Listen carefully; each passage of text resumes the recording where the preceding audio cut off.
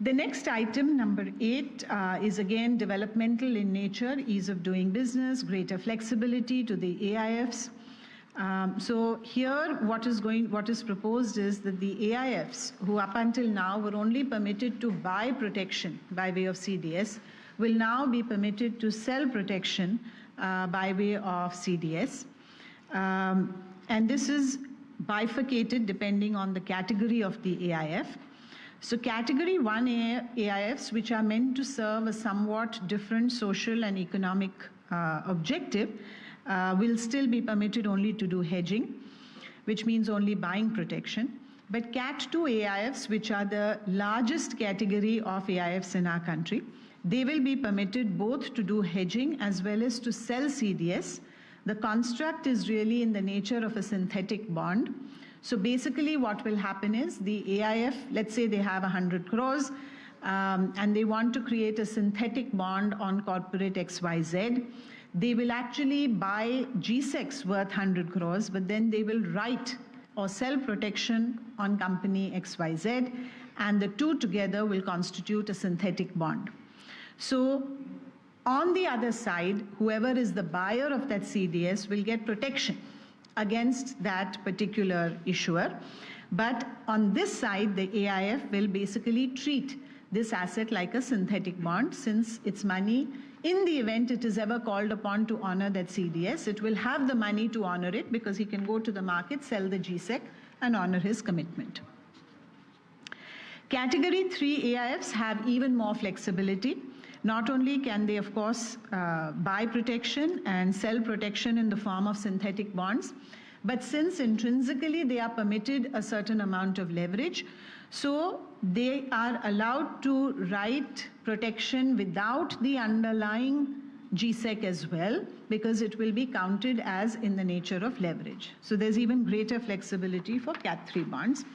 So we believe that this flexibility to the AIF industry is important, and also from the perspective of the development of the bond market.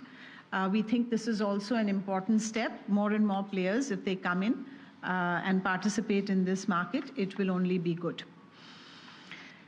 The next point in terms of number 9 is in terms of streamlining certain requirements for debt issuers in the country. As you know, the debenture trustees are the custodians of the interest of debenture holders whenever there is a market issuance of bonds. They have expressed concerns to us that in the event of a default, when they seek to be appointed on the board of the company, then that does not happen very often. And therefore, the amendment that we are bringing about is that the issuers will need to amend their articles of association so as to cast an obligation on the board that in the event of a default, which has been defined, the person who is nominated by the debenture trustees must be appointed as a director. So this will give more teeth to the debenture trustees in order for them to fulfill their obligations towards their investors. Also some streamlining of timelines. Number 10, REITs and InvITs, as you know, these are relatively new instruments, hybrid instruments in our markets. And at this stage, we have had extensive discussions and interactions with the industry.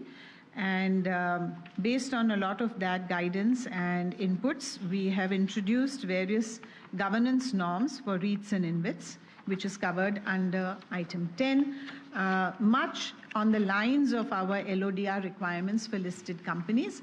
But because the nature of the instrument is different, certain carve-outs and dispensations and adaptations have been done for REITs and InvITs. Similarly, item 11 also relates to certain provisions which needed to be streamlined, again, appropriately adapted. One of the important things, of course, was unclaimed unpaid dividends, which we also hope should not be high, but in the event they are, then there is a proper way of dealing with it. The last item is the framework for adoption of cloud services. by SEBI regulated entities. This is a principle-based framework that we have brought in. And the objective really is to ensure that all